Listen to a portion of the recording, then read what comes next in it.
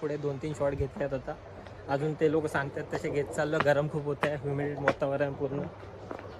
पावसाने आमची खूप चांगली साथ. हां, पावसाने खूप वाजवली आमची.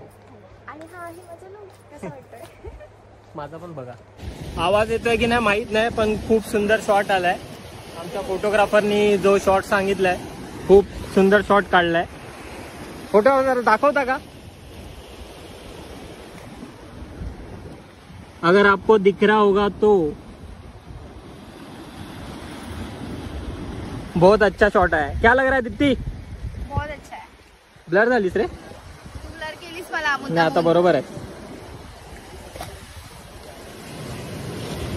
नहीं मेरे टाइम पे नहीं आ रहा, मैं प्रोफेशनल नहीं है. एक लुक झालेला आहे आमचा. एक लुक मध्येच आम्हाला एवढा टाइम गेलाय ना. फोटोग्राफर आमचे चांगले होते तसे. हे काढ ते काढ हे काढ ते काढ. आम्हीच वैतागलो लास्टला. मेकअप बघा. फोटोज बघा तुम्ही. फायनली आता मेकअप ऑब्विसली तसा होणारच ना.